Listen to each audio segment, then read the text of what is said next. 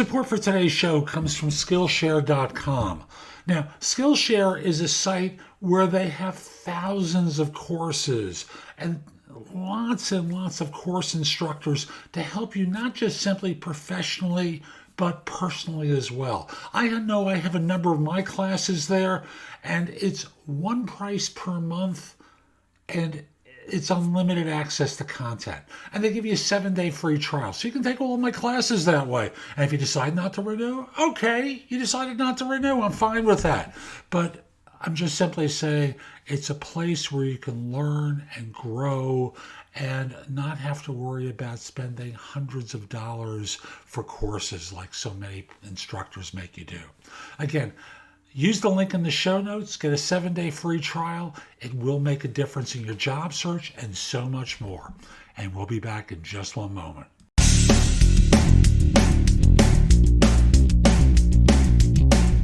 Episode 2162 of the #1 podcast and Apple Podcast for job search.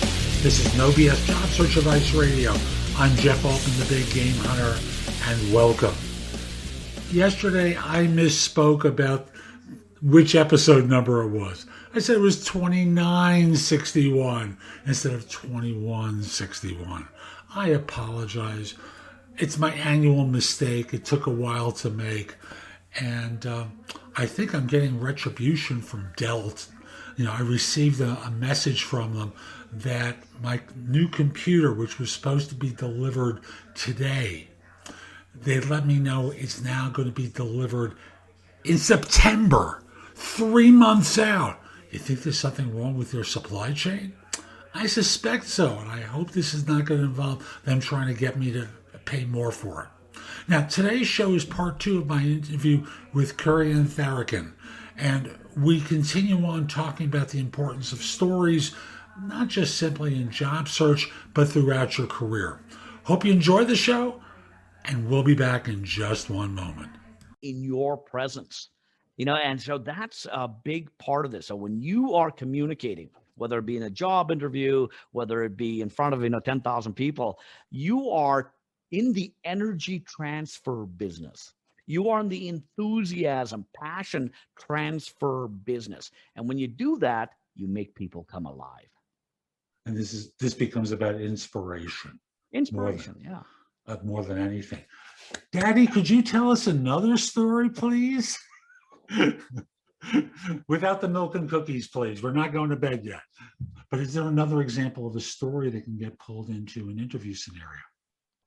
Another story of an interview scenario. What I find is that when I conduct interviews, everybody's got the win story, how they rescued the project and this and that and everything else, right? And it becomes a little rote after a while. We always expect somebody to be the superhero. And of course, we know not everybody's a superhero.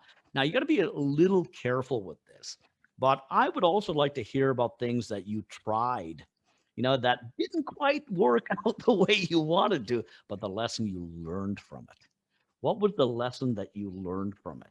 And so one of the, let me see if I can think of something from my time. If I were to go back to when I was a very young man, when it comes down to things, I was in 1920 interviewing such, I just didn't know better, right? And I had started a little company. It was my company. And I was the president of the company. I was also the sole employee of the company. And I had a little computer consulting business, way back when, 1985, 86, something like that. And I remember going and interviewing for a job at a computer store. And in my resume, this is the time when you were buying $20,000 computers with 640 kilobytes. Yeah, powerful. A hard drive with 20 megabytes of storage. And you can make lots of money on those things as well. So I'm like 20, 22 years old, and I have this company. I'm the president of the company. And, legitimately, that's all true. And the interviewer that I had, this old salt sales guy, and I asked him once, Cam, how did you get into this business? He said, sold a lot of gear, Kurian, sold a lot of gear. So, so we were in the right place. I really wanted to get into this side of the business. And he asked me a question about my resume. So, Kurian, I see you're president of your company. Okay, so tell me what a president does, in your business. And all I can do is uh, because everything that I do is actually the stuff that a sole employee would do. What it used to be about employing, what is it? Installing software, troubleshooting, the connections, that kind of stuff. And it was the first time I realized that, I have to be not only factually correct, but I have to be in a way, I have to be the actual insights that people want from it, in the sense of, president means something more than sole employee, right? So I can say that if I want to, but is it really true? And so that was an example of something that, I never did that again. And, and I was completely upfront on those resumes at that point, president, and I would put down and sole employee. And then people praised me on my entrepreneurial skills then at that point, right? And it led the conversation in a different direction. And thus, for a job hunter, one of the things is demonstrating humility in the story. And in your case, there was a TV character way back, like way back. And his thing is, when he was confronted, he would go, hamana, hamana, hamana, hamana. Yeah, right. I remember that. Yeah. I didn't know, so I didn't want to bring up names. So you had your hamana, hamana moment. Absolutely. It caught me unaware, right? And I am glad I had that lesson. And thus, there's a way to tell that story. And I'm trying to illustrate it in my manner here. Because what I did was I slowed down. And I'm spacing my statements a little bit more, because it suggests sincerity. And again, part of the theater. We'll factually tell the same story. But the acting job that I do is designed to convey, I learned something here. And the pauses enforce the message. And I'm paying rapt attention to you just by the way you are pacing and the intonation. And just the way you even were cocking your head at that point in time, right? It implies I need to pay attention. So we're all that acting business, and I want you to be a sincere actor, an absolutely sincere actor, but you use it as a tool to convey the real message that you want to put forth. What makes actors great is they convince us that they're the character. Yes. And our association of sincerity, like, we forget that's an actor on stage, and we start to think of them as the character. And, at the end we walk out and we talk about, oh, a great acting job, or they were terrible, whatever it is. But on an interview, it's much the same thing. How do you get the message across to the audience in a way that they're able to receive it and take it in the way that you want them to take it in? So it's not just the lines, it's the performance. You're on stage, you've got a costume on. And the costume can be, of course, for Zoom or in person. And, with COVID hopefully coming to an end, at least in the United States. How is it in Canada? It's apparently in our province up here, mid-July, we should be out of it. We'll see what happens. In the U.S., they're being more gracious early. And I'll just simply say, as you're out and about more folks, and you have to be costumed appropriately for the performance. Yeah. And it has to be congruent with the image of someone they want to see in that role. Yeah, and in fact, that's the key word there, congruence, right? It not only has to be congruent with the stories that you tell, the way you position those stories, tell those stories. It has to be congruent not only with the expectations of your prospective employer. It also has to be congruent with your true self. You have to be authentic to yourself. Yes. Because if you're not authentic, it is going to be abundantly evident very quickly that they are not the guy that was acting in front of me. But when you are using those skills, those acting skills, to convey your true essence, then that is when that congruence can all take place. I'm an always on guy. My intonation. I noticed that about you. I'm an always on guy. I have reasonably high energy. I like engaging people and such. And right now, if you don't like that, we're probably not going to get along. But if you do like that, we're going to get along famously. And so you have to bring this out in a way that it's like branding. Brands have to both attract and repel at the same time. Repel your worst clients, attract your best. Repel your worst employers, attract your best employers. And so this entire thing about branding, it's a personal brand that you are putting forth. Ooh, which leads us to the personal brand. Personal branding. So let's tie that in with the idea of being more than your resume. How can an individual become more than their resume, evoke their branding in the course of the interview through stories and other means? I know that's a big question. Take any part of it that you like. Sure. Well, the interview is sort of like the sales pitch. So if you're selling a product, let alone selling yourself, it's like the sales pitch. And what I say to people is that a Boeing 747, in an ideal scenario, the bigger Boeings, there's various sizes of Boeing 747s. The bigger ones need 2 miles of runway in an ideal scenario to get off the ground safely. Sometimes they can do it in a mile. What is amply self-evident is that they can't do it in 300 feet. That is very dangerous, and no one is stupid enough to try it. But salespeople try and do that every single day. They go into the pitch. Well, why would you do that in an interview?